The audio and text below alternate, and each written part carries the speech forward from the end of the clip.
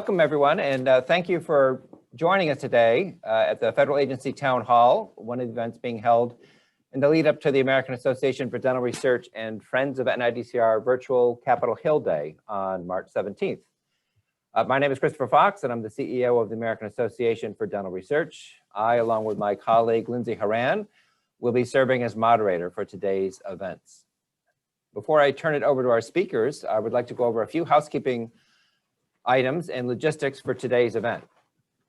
First, please note that today's webinar will be recorded and posted online, so others that aren't able to join us this morning can view it, and you are able to share it with anyone who wasn't able to join us today in preparation for our Hill visits. Closed captioning is available.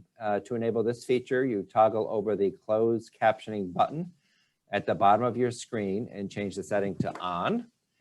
Captions will automatically appear at the bottom of your screen, and you can enlarge the text by clicking settings. It is slightly delayed from people speaking, but if this is of assistance to you, we're happy to provide it. If you experience any technical difficulties while viewing this webinar, you can use the Zoom chat feature and message IADR Global Headquarters. And to access the chat, again, hover over the bottom of the video window and press the speech bubble icon. So your lines have been automatically muted, but you are welcome to ask a question at any time during today's presentations. The Q&A period will take place at the end of today's webinar. And to ask a question, please use the Q&A function, which can be found in the toolbar on your screen. We will also use this time to ask questions that were submitted in advance for this event. Now, I'm pleased to introduce our speakers for this event. Dr. Rena D'Souza is the director of the National Institute of Dental and Craniofacial Research, which supports basic translational clinical research in areas of oral cancer, oral facial pain, tooth decay, periodontal disease, salivary gland dysfunction, craniofacial development and disorders, and the oral complications of systemic diseases, among others. Dr. D'Souza is recognized for her research in craniofacial development, genetics, tooth development, and regenerative dental medicine. Prior to joining NIH, Dr. D'Souza was the Assistant Vice President for Academic Affairs and Education for Health Sciences at the University of Utah, Salt Lake City, where she also served as a professor of dentistry, the Ole and Marty Jensen Chair of the School of Dentistry, and professor of neurobiology and anatomy, pathology, and surgery in the School of Medicine. And she is a past president of both the IADR and the AADR. Mr. Casey Hannon is the director of the Division of Oral Health in CDC's National Center for Chronic Disease Prevention and Health Promotion. A director of the division, Mr. Hannon directs programs and develops and implements policies and strategies to achieve the division's mission. Previously, Mr. Hannon was chief of the epilepsy, sorry, you can tell I'm an epidemiologist, epilepsy and well-being branch in the NCC Division of Population Health. Since coming to CDC in 1996, Mr. Hannon has received 2 HHS Secretary Awards for Distinguished Service and 3 Special Active Service Awards related to his accomplishments in accountability measures, strategic planning, and national leadership conferences. And for the Q&A portion of this section, because we know Dr. D'Souza has another engagement right at 10, we will also be joined by Mr. Jonathan Horsford. Dr. Horsford is the acting deputy director of the NIDCR, bringing more than 14 years of experience to the Institute. As acting deputy director, Dr. Horsford provides leadership and direction in the Institute, and he works collaboratively across NIH throughout the federal government and other key stakeholders and organizations to advance NIDCR's mission and objectives. And at this point, I would like to turn it over to Dr. D'Souza for her presentation. Rena? Thank you. Can you see my screen? We can. Thank you. Can. I bring many, many warm greetings from the NIDCR, and I'm thrilled to be able to speak to you along with my colleague Casey Hannon and Jonathan, who I'm very grateful for picking up the Q&A when I do leave. And Chris, many, many thanks to you through your work and your staff, incredible staff, to keep the community so vibrantly connected in this time. For many of you, let me see, why can I do this? Okay.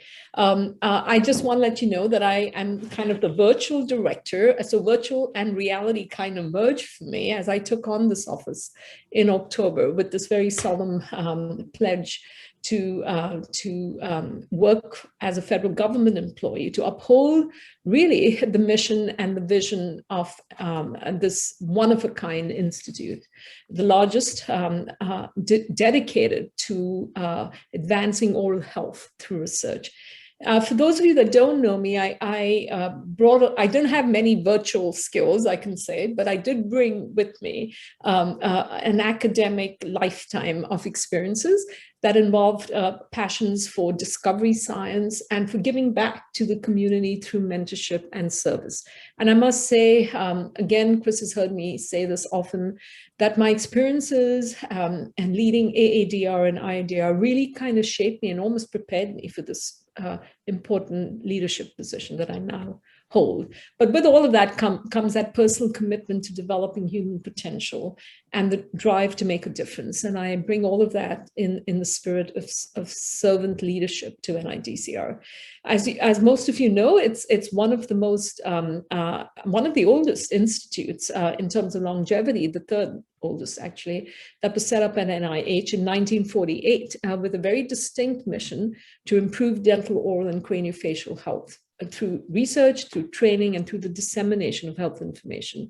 We take very seriously, especially in this age, the fact that we remain open and responsive to the community for ideas, for new funding, for emergent needs that I want to make sure that everyone listening feels that they welcome, and that this, in fact, is a very open and transparent administration. I'm grateful that we, in fact, did get approved in terms of budgets, and we operate with about $485 million to carry out the portfolio, 80% of which is focused on extramural research. So that goes to the extramural community. I'll spell out the areas in a few minutes. We have a very distinguished intramural program, and really are privileged to have our own building that houses our researchers and who are actually also in some other buildings. And 15% of our budget does go to intramural research. We fund about almost 800 grants in 200 plus institutions with a wide cadre of researchers, 350 plus trainees as well. We also are privileged to have an office of clinical research that operates in Building 10, which, as you know, is where things happen on NIH's campus in terms of clinical trials and the treatment of rare disorders.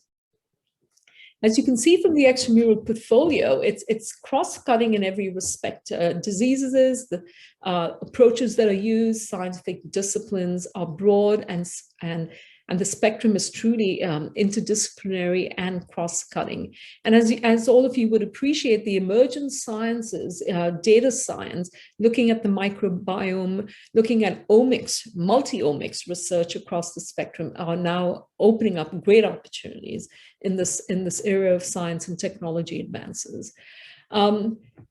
As they say, never let a good crisis go unnoticed or unused. And despite the tragedy that COVID brought to our humanity worldwide, there is a lot of hope and promise that comes from the innovation and the creativity that is so innate to our human spirit here in the US.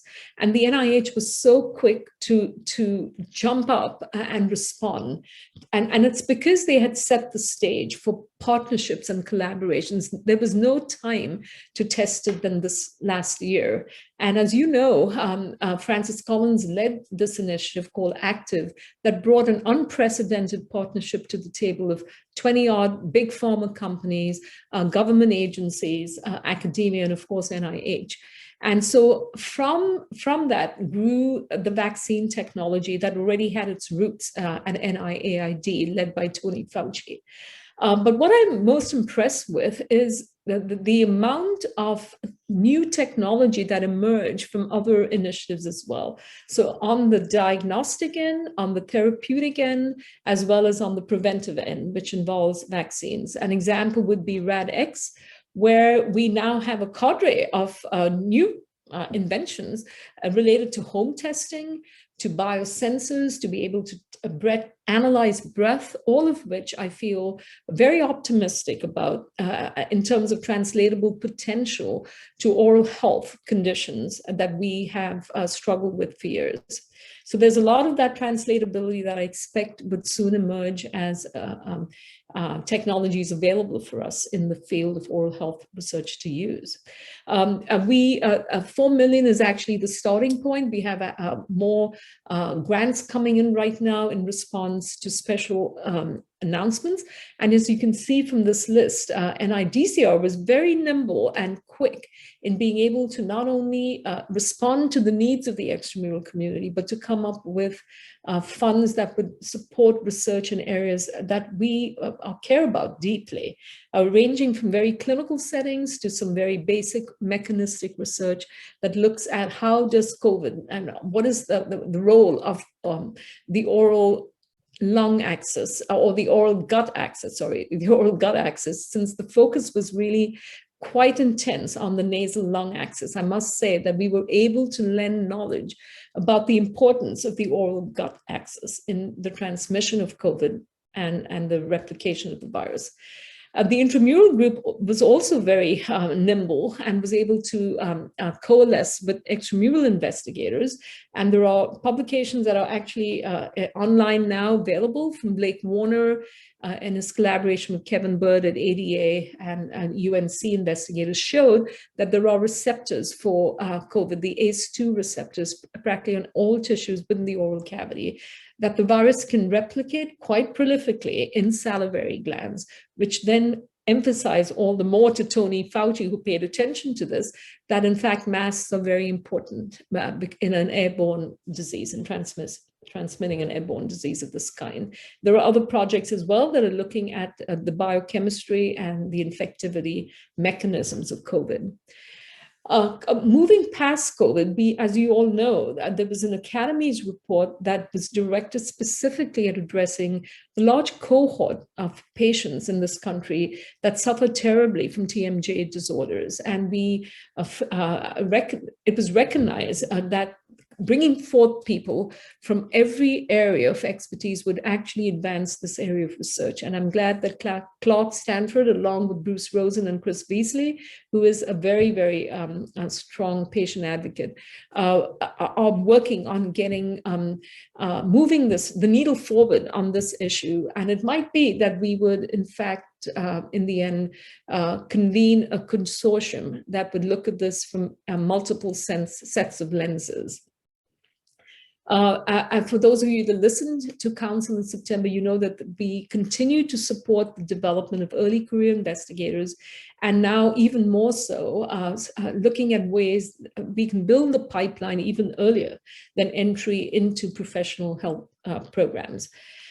Thrilled that our collaboration with AADR through a grant is really doing well right now, where mentors and mentees that come from underrepresented groups of early career investigators are collaborating in terms of developing research careers and the capacity for research. And I personally hope that this program continues to grow. The Surgeon General's report on oral health is actually in its final stages of undergoing, as you can see here, senior level peer review. The change in administration required that we kind of stay patient waiting, but we're making good progress, and we expect and hope that it will be in fact released in 2021.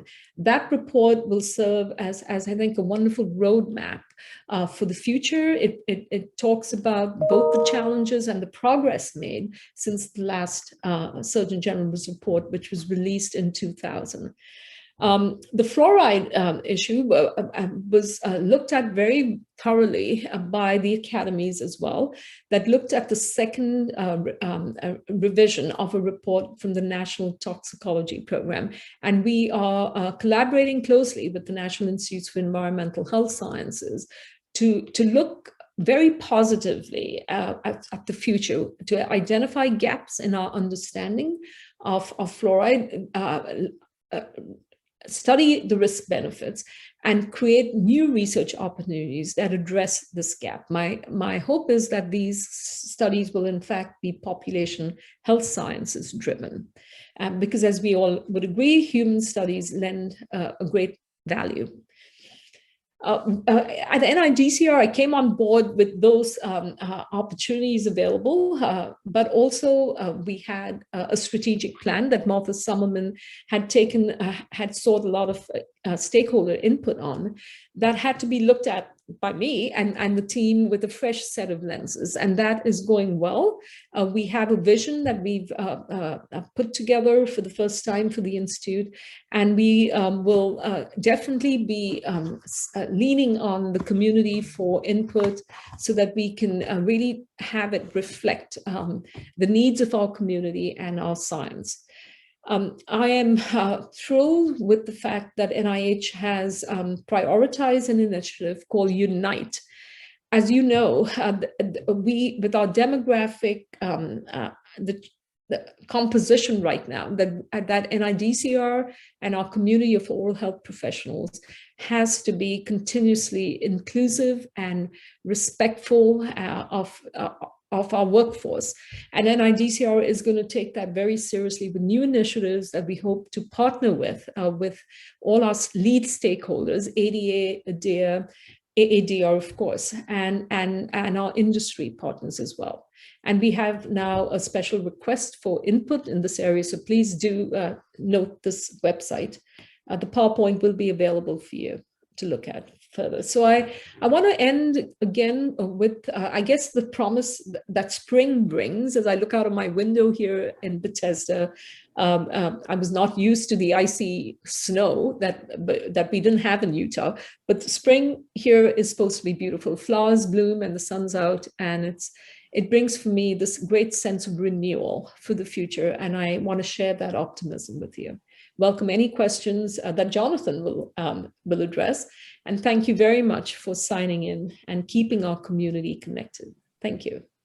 Thank you, Dr. D'Souza, for taking time out of your very busy day to present to us. We will turn it over to Mr. Casey Hannon from CDC, and again, take questions at the end. Please feel free to use the Q&A box at the bottom of your screen. So, Mr. Hannon, and unmute yourself and start sharing your screen. Okay, I just want to do a quick audio check as I get my screen shared. Are you able to see my screen? We just see a black box. Oh, wait, here it comes. Yep, perfect. Okay, all good to go, great. Well, good morning, everyone. Thanks for joining this town hall of federal agencies, and a big thanks to our strong and important partners at AADR. We've enjoyed a robust relationship over the past, since I've been involved with CDC's Division of Oral Health, and that's only been strengthened due to the work we've done together to address the needs brought on by COVID-19. I bring you warm greetings also from Atlanta. Beautiful spring day here as well, and it is nice to see more daylight, some spring blossoms, and it just knows that the seasons renew, and hopefully our country renews at the end of this year as well.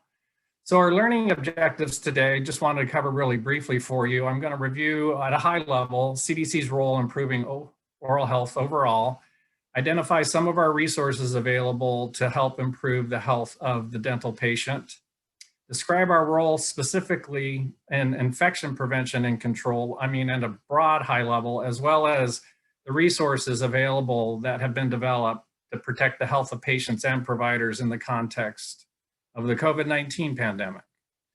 So this slide is the shortest way to give you an overview I've developed about our division, and I want to walk this through you because it sets up how the rest of the slides are organized. So at the top here in the grayed out area with effective interventions and better care coordination, these are the division's strategic priorities, meaning that our resource allocation to effective interventions, namely dental sealants, water fluoridation, and better care coordination through medical dental integration efforts, are receiving the majority of our budgets, our division's budget resources, and our staff time.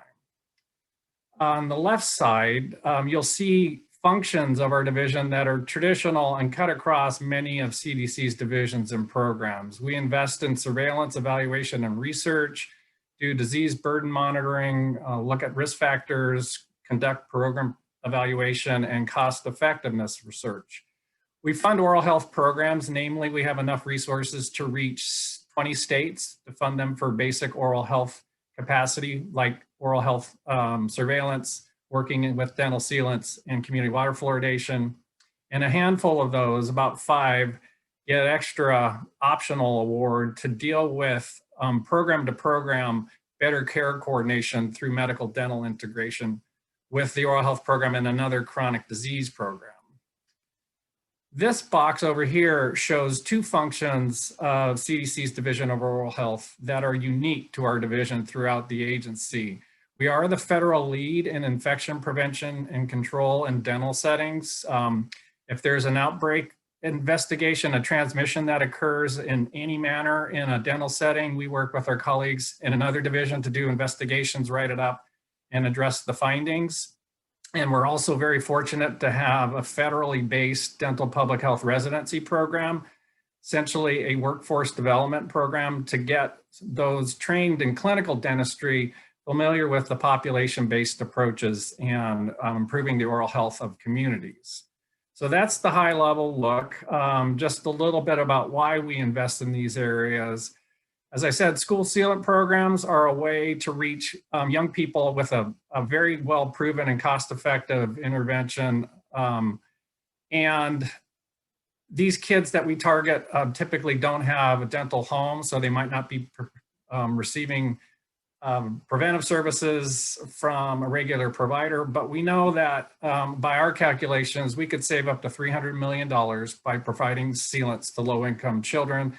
That's based on the fact that the prevalence right now, as of 2018, was about in the low 40%.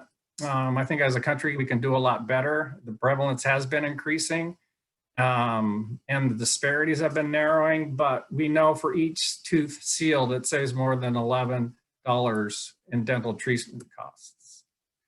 On the fluoride side, our economic evaluation says that US communities, if everybody received optimally fluoridated water, can save $6.5 billion in treatment costs and give you an average return on investment of 20 for every $1 spent.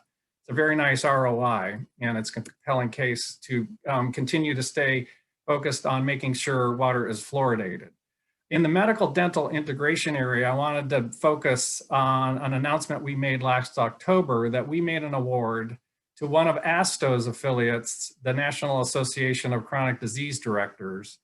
It's a 2-year project, and it has a lot of steps in it. I'll show you on the next slide. But the outcome of this is both to develop and implement a framework for medical dental integration. There are lots of ways to come at medical dental integration, whether it's through health systems, whether it's through scopes of practice, whether it's through electronic health records. We want to outline what all those areas are and give people concrete action steps such that the nation as a whole can own doing better and getting better care coordination through medical dental integrative work. So with this project, we've assembled a steering committee that just met last week for the first time. We're continuing work that started in 2016 in conducting an environmental scan of published and gray literature. We're holding interviews with a variety of dental partner and medical partner organizations. And this is all going to lead up to a listening session to inform the national framework. The response to this announcement has been overwhelmingly positive. The phone has literally been ringing off the hook, and we look forward to continuing work in this area. On the national surveillance, I just wanted to show this slide, which shows a number of the ways we make investments in collecting oral disease or burden data. We have oral health questions in all of these systems. Probably best known to this crowd is the NHANES, the National Health and Nutrition Examination Survey, Behavioral Risk Factor Surveillance System, which does states, as does the YRBS, Youth Risk Behavior Survey. PRAMS is a pregnancy risk assessment monitoring system. The Infant Competing Practices Study, and a national program of cancer registries. Now, moving into the area of infection control, the main role CDC plays here is developing guidelines and recommendations. Just a disclaimer or a clarifying note, you might say. A lot of folks think CDC has regulatory authority in enforcing the guidelines that are on the book about the best science-based approaches to make every dental visit a safe visit for all people who are there, both the provider, the staff, and the patients. Want to point out that we don't have regulatory authority that extends to this level of enforcement with IPC guidelines. Some of these are mandated by federal, state, and local regulations, and dental healthcare personnel, as you know, are typically licensed by their state regulatory body and should practice according to their state dental practice acts. And those are usually the bodies that can enforce the policies that are on the books in those practice acts. Coming back to what our division has been instrumental in putting, publishing and keeping folks informed of is the guidelines for infection control in dental healthcare settings. This was last published in 2003. We have efforts underway to do a modular update of this, but it forms the basis of our dental infection control recommendations. As I said, it's non-regulatory. CDC tries to work through levels of influence to compel people to do what's right to keep everybody safe in a dental setting. And it represents a minimum standard of practice for safe care in all those dental settings. Wanted to help the participants today understand that there is a wealth of other CDC resources shown here on this slide. And you can see the link at the bottom for infection control /guidelines. We have in cutting across all healthcare settings, basic infection and control guidelines, antibiotic resistance guidelines, and device associated guidelines. And just wanted to make sure I called those to your attention. Coming back to work that we're doing to increase adherence to the dental setting guidelines, we came up with this resource in 2016 that reflects the existing evidence-based recommendations, emphasizes standard precautions. It supplements our 2003 document. This is not a replacement, and it provides links for additional references and other resources. It's basically got two parts to it. It's meant to be as user-friendly as we could make it. One section deals with the administrative policies related to infection prevention practices in dental settings, and the other is an observational component of how personnel operate sterilizing instruments and providing patient care. That resource I just showed you is also available through a mobile app, which we call CDC Dental Check. It's an interactive version. It's actually something you can carry around the office and hold in your hand. Very easy to use, a streamlined format. Includes basic principles and recommendations for your dental settings. It's a free download for iOS and Android mobile devices, and it's also available in Spanish as well as English. Wanted to call your attention again, the link to this site's way down at the bottom of the slide, but we have a really robust set of frequently asked questions by topic in the world of IPC. And this happens to be what we get in non-pandemic times. Even in non-pandemic times, we get the most questions from the dental community about dental infection control practices. Most of them have been answered, and that's why I show you this. We've had some new ones come up, and we're developing, constantly adding and updating to this website. But this is a great place to get a start on a question you might have. As you know, we published CDC guidance for dental settings. This was a big lift to go from zero, nothing basically, to having a cohesive document at the front part of the pandemic. AADR, ADA, ADHA, AADA for dental assistants, among others, were influential, had a number of partner calls to help other parts of our agency, something that our division knows well, that we recognize that dental settings have unique characteristics that warrant specific infection control considerations. We wanted to prioritize the most critical dental services and provide care in a way that minimizes harm to patients, proactively communicate to both personnel and patients for the need for them to stay at home if sick. And so you can see the slide for yourself. This has gone through a few updates. It was last updated on December 4th. I can let you know there's an update currently underway to address the masking guidance changes that came out at the beginning of February. Those are going to be incorporated, as well as other things that have been incorporated across all the settings that CDC is writing for consistency. A big part of what's in reference in that COVID-19 guidance for dental settings is this framework for healthcare systems providing non-COVID-19 clinical care during the COVID-19 pandemic. This is essentially a framework that on one side of it helps you understand and assess the risk of not providing care to somebody with a dental need, from a basic need to an urgent situation. And on the other continuum, it looks at the rate of community spread and in terms of low, moderate, and high, and what you should need to know if you're choosing to provide non-COVID care to somebody with a dental need.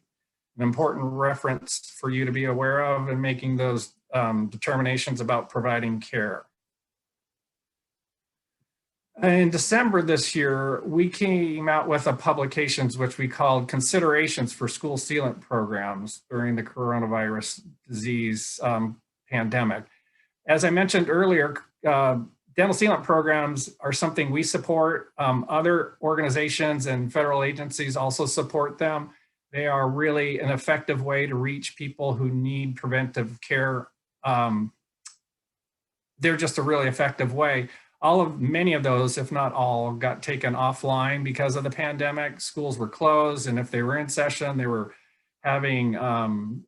just being very cautious. And so we heard urgent pleas from individuals and organizations to give them some level of guidance. And so the information here, if you didn't already know about it, is really intended to help oral health programs that conduct school sealant programs, to the dental healthcare provider who direct these oral health services, and to the school administrators. Last slide I believe I have to share with you is additional COVID resources. The links are provided here. And again, AADR has a copy of my slides.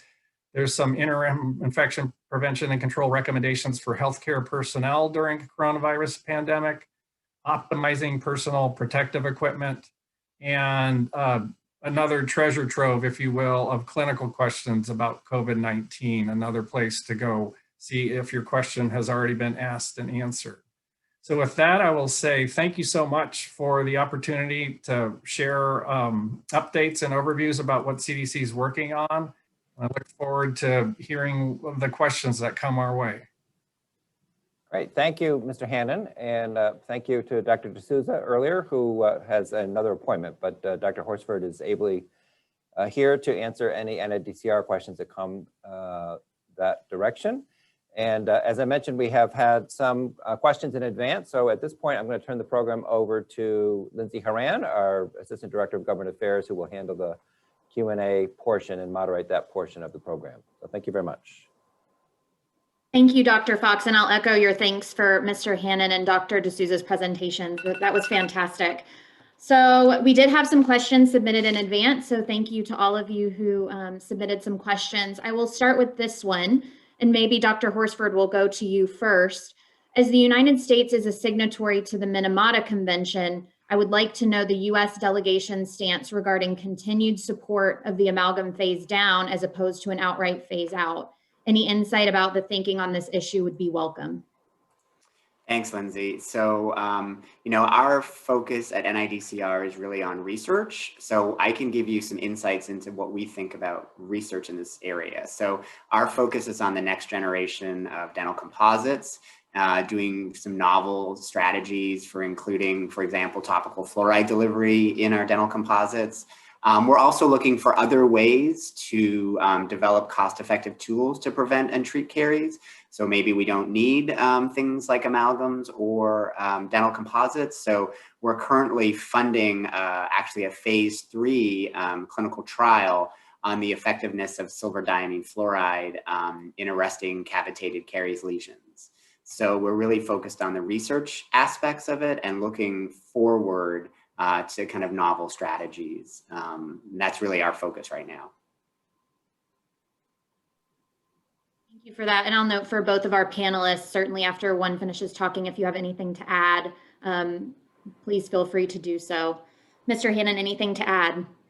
Yeah, just to clarify that related to the passage of the convention back in 2013, the agency made a decision at that point to let the more clinically focused, forward-looking agencies such as the American Dental Association and others who are in the business of putting clinical care guidelines together, that it's more appropriately handled by dental organizations like that. CDC is not always in the business of that level of clinical care. And so we have been an active supporter and participant in discussions. We don't have a formal policy related to the convention.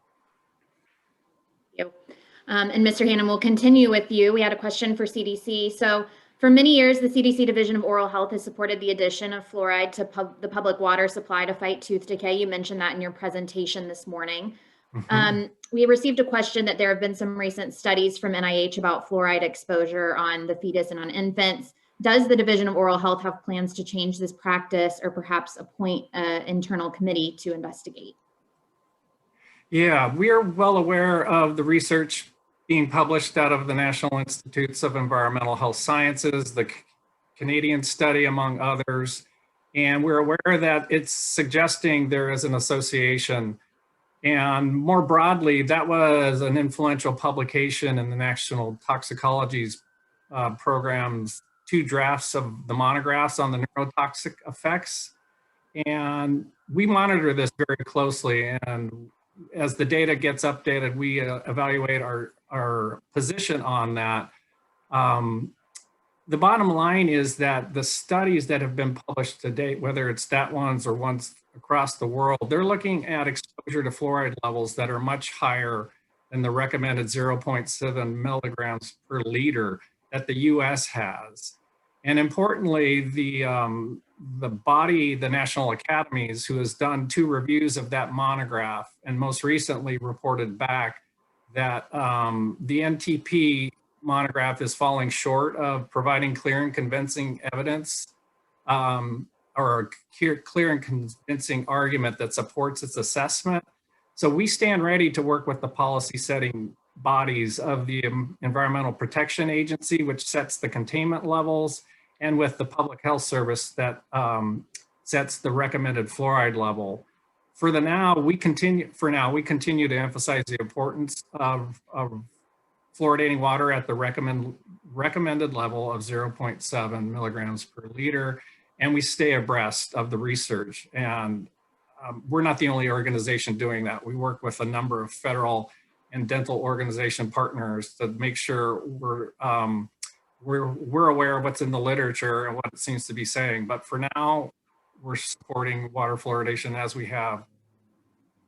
Yeah, and I would just add to that I commend the National Toxicology Program for being transparent, putting their monograph up for peer review twice at the National Academies, and we are waiting to see what the final version of that document looks like. And as Dr. D'Souza mentioned, that we really do think this will be an opportunity to be forward thinking about what the future opportunities are for research in this topic, and also, establishing good partnerships with NIEHS and the CDC as we move forward on this important topic. Thank you both. Another question that came in, it relates to COVID-19, something that's still very much top of mind for all of us. I believe today is the anniversary of when it was officially declared a pandemic. So Dr. Horsford, there was a question about COVID-19's impact on research specifically, and this question has some context, so I'll go ahead and read it. These 12 months of the pandemic have impacted extramural research labs and their progress. Supply deliveries were slowed, instrument vendors could not travel, specimens were lost, and personnel from students to PIs faced major challenges. A 5-year R01 can absorb this kind of disruption, but for some of the shorter 2-year R03, R21 awards, 12 months of the pandemic is half of that awards period.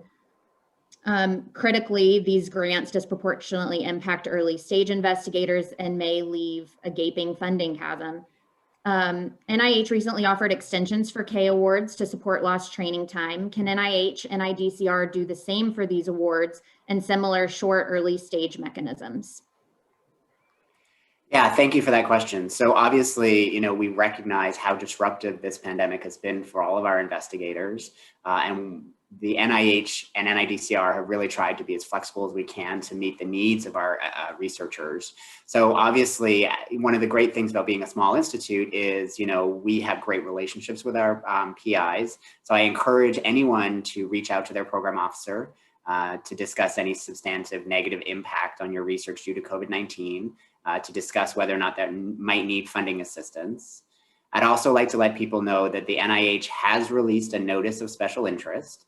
So this is, letting the community know about some research opportunities. This was released in January of 2020. And this was for availability of administrative supplements to allow continuity of biomedical and behavioral research among first-time recipients. So this is our early stage investigators. So that is out, and it is a number of grant mechanisms are eligible, including R21s. So this addresses the concern about these smaller mechanisms that are more short-term, but it also does include R01s. So I encourage people to look into that NOCI, look into that administrative supplement, see whether it's a good fit for your research. But again, the personal touch is powerful. So please reach out to your program officer, talk to them directly about any challenges you're having, and we'll do our best to be flexible to meet your needs. So much. Appreciate your response to that. Mr. Hannon, another question for you. We know that school meals and free breakfast programs in public schools can play an important role in nutrition, and certainly that sugar can have a significant impact on oral health. Does the Division of Health currently have any initiatives underway that focus on nutrition or plan to, given the importance of nutrition on oral health? Yeah, as I mentioned, we fund 5 of the 20 states, and thanks for the question. I appreciate this is a good one.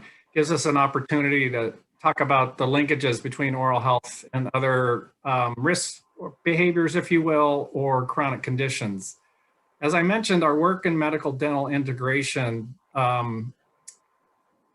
is trying to look, we fund 5, sorry, let me back up. Our work with the 20 state health departments had an optional award component, and we awarded 5 states the ability to work. The ask of them through this funding mechanism is that the oral health program work with another chronic disease program. Eligible among them are working with a diabetes program, a heart disease program, a tobacco program, and to your point of this question, to look at sugary drink consumption among young people. As you know, sugary drinks provide a lot of calories and sometimes tip the calorie balance in the wrong direction. And as we know, folks who drink a lot of sugary drinks are at risk, increased risk for dental caries. So in one important way, we are addressing that particular behavior with our Division of Nutrition, Physical Activity, and Obesity. Yeah, and we also have a diverse portfolio of research in this area, recognizing the link between nutrition and oral health, with a particular focus on vulnerable populations. For example, we fund a study looking, as Casey mentioned, on sugar-sweetened beverages in Alaska Native communities. So we recognize that this is a pressing need, that this is an important piece of oral health, and that it's a really important prevention tool that we can leverage to really improve oral health before we get to any kind of treatment issues. Mm-hmm. Thank you both. That's fantastic. And At this point, I'll remind attendees that we encourage you to submit questions using the Q&A chat function. That covers most of the questions that we've received in advance and a few that we've received live. So I want to pause and give folks a moment if there are any other questions that you're hoping to ask our panelists today.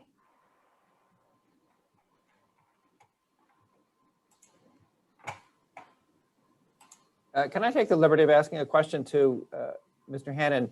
I'm seeing lately some great TV commercials from CDC on tobacco cessation with oral health examples, which have been great. How does the CDC Division of Oral Health work with the tobacco control folks at CDC? Yeah, we work really closely with them on their Tips from Former Smokers campaign, and we have helped them shape their content for those oral health impact in terms of people with complete tooth loss, oral pharyngeal cancer, and the like. And we've done presentations with them at professional conferences sharing the content and the results of driving more people to tobacco cessation resources, which is the whole point of the campaign now. And it's, now I don't know, it's at least 5-6 years old now, and it's been overwhelmingly positive.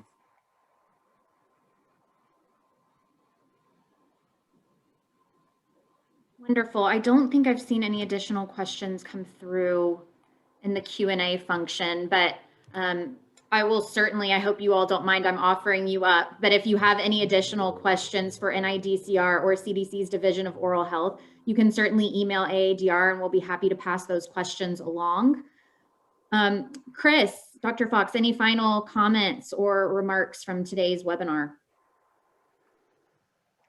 You're on mute, Chris. Yep, I apologize. Can you hear me now? Yes, no, just to thank Dr. D'Souza, Dr. Horsford, Mr. Hannon for joining us today. I think this is excellent prep for individuals that are going up on the Hill virtually to really have a good understanding of NIDCR and CDC and the oral health programs that we're all supporting. So thank you so much for your time today. Thank you for all the participants, and we look forward to virtually seeing some of you with your visits to the Hill. Thank you. Well, thanks to AADR for organizing it. Yeah. Our pleasure. Be here. Thanks for the opportunity. All right. Have a good day, everybody.